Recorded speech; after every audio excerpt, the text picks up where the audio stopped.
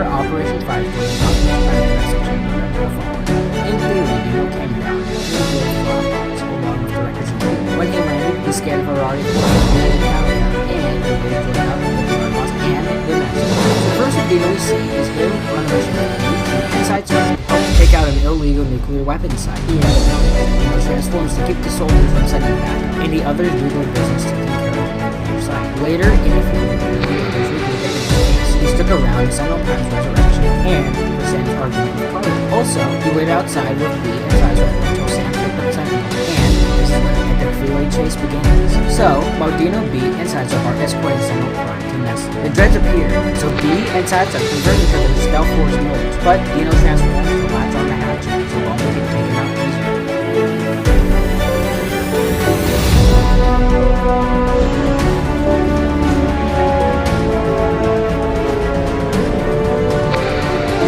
Wasn't revived in Transformers. We remember in the first Bayformers movie, Jazz and Ratchet were evacuating civilians right as Megatron appeared on the scene in an effort to protect the humans. Jazz bravely faced Megatron alone, but he would be no match for the Decepticon leader. To put an end to his heroic conduct, Megatron shoved a small Autobot killing. Despite Jazz's best efforts in trying to fend him off, Megatron would viciously tear him down. After forcing Starscream to retreat, Ratchet and Ironhide fleed to Jazz where they would try to resuscitate him, but ultimately there was nothing to do. In the aftermath of Megatron's defeat, Ironhide held Jazz's body and informed Optimus that they couldn't.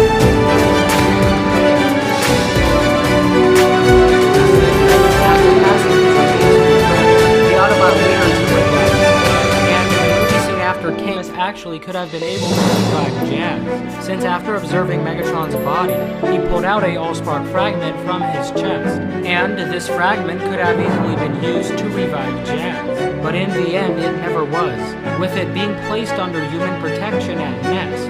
So the question is, a common misconception on why Jazz wasn't revived was due to the way he died. You see, many people believe that due to him being snapped in half, the Shard wouldn't be able to revive him.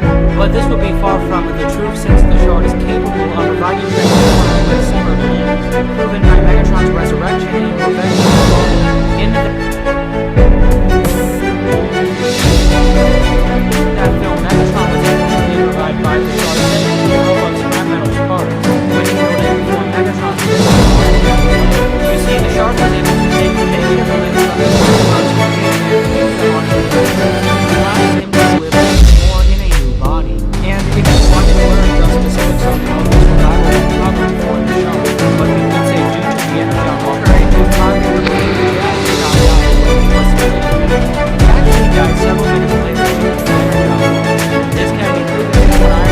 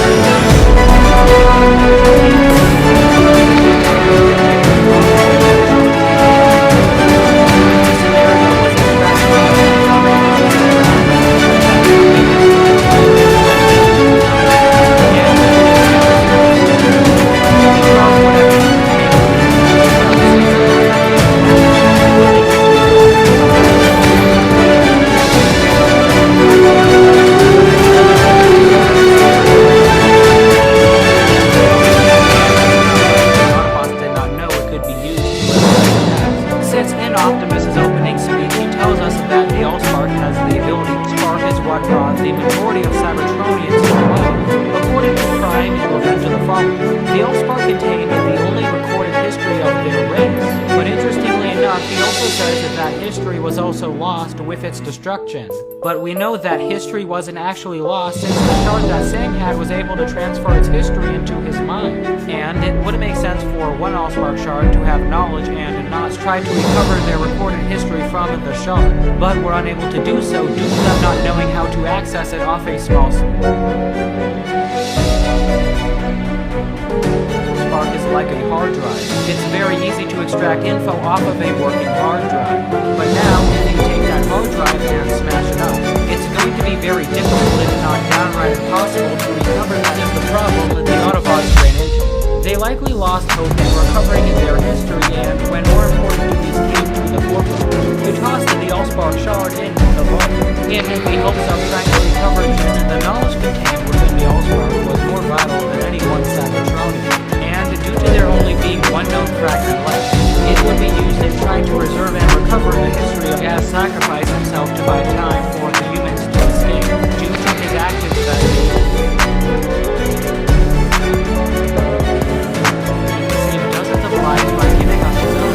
This was the choice he made despite knowing the consequences, and he went out as a hero for it. Bringing Jazz back from the dead would be immoral since Jazz chose to go out as a hero, and it would be his choice to be resurrected, since bringing someone back from the dead would be this since in the first film he had very strong until they were dragged into the mud into the Prime chose not to absolutely not his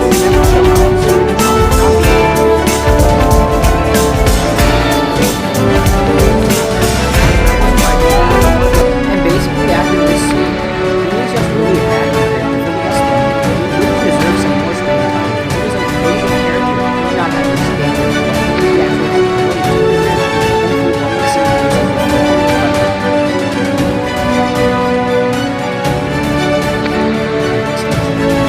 as a any other movie, because his voice was not well himself to work out. So after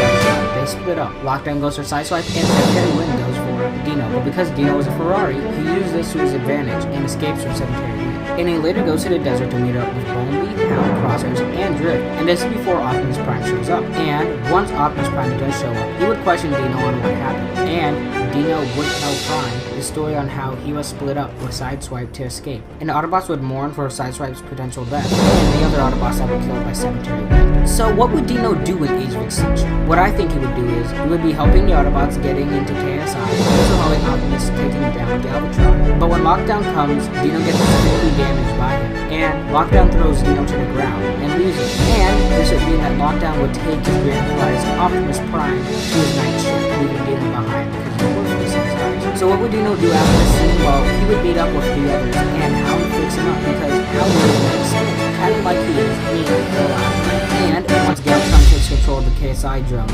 Dino would help Hound and Dino, and instead of Hound killing two heads, I would give Dino his own epic fight with two heads. And at the end of Age of Extinction, between the fight with Lockdown and Optimus, Dino shows up with Kate, while Bumblebee stays behind, fulfilling his orders to protect Tessa and Shane. Optimus tells Dino that this is my fight, but Dino stays to give a crack at Lockdown to avenge Sideswipe, and this is how this fight would have been played out. Kate shoots Lockdown to bring him down. Dino tries to jump on him. As Dino does this, Lockdown gets out his foot, and he stabs him in his head. Kate sees this, so he shoots the hook, and it lets Dino free. Lockdown got angry at Kate, but before he could kill Kate, Dino shoots out his hooks, pulling Lockdown back. Lockdown rolls towards Kate, and Dino releases his blades, chopping in half Lockdown. He later pulls the sword out of Optimus Prime, and Prime thanks him. And that's all for Age of Extinction. Now moving on to the last night, and here is where it gets interesting. So in Kate's workshop, he somehow gives Dino the ability to and this would be in between the Extinction and Dino got his power after he got his ability. If you guys want to see how he got that, click on the name of time passes, and this is when Megatron's crew shows up in the last night, and this is where he was going to and this is how we were going to so, we got him to but Dino turns up the same. Once Dino is behind he goes uninvisible and he goes straight. Dreadbot shoots off all of his hooks while falling back, and then he takes a shot at Dino. Dino gets hit, and in this process, he is under attack. Dino turns invisible again, and transforms back back into a robot mode and is about to slice Dreadbot, as he is still invisible. Dreadbot can see the dust moving, so he shoots up and it hits Dino in the chest, making him visible again. As Dreadbot is about to shoot him again, Dino puts his blades together like a shield, and the shot ricochets back into Dreadbot's face, severely damaging him. Dino remembers from Sideswipe that he gave Crankcase and Crowbar another chance to escape, so he follows in his friend's footsteps, as he tells Dreadbot to put the weapon down. But as we all know, Decepticons never learn their lesson, and Dreadbot latches out another shot at Dino. For this, Dino slices Dreadbot and says to his corpse, "I gave you a chance." Now, at this point, Dino sees Crosshair having a hard time taking down Onslaught, so he hooks the arm of Onslaught that has a big fat cannon on it and pulls it back. Onslaught lets out a grunt, but as Dino pulls his arm back, one of the bullets hits a propane tank that's next to Dino, badly damaging Dino as it explodes. Onslaught threw a train at Crosshair's engine when he makes his way to the severely damaged Dino. Dino tries to get up, but he can't. Then Onslaught steps on him, saying, "Another one to my kill count," and he decapitates Dino with his claw. And he drives off, and this is where Onslaught would be transformed, and then he later gets killed by Crosshair.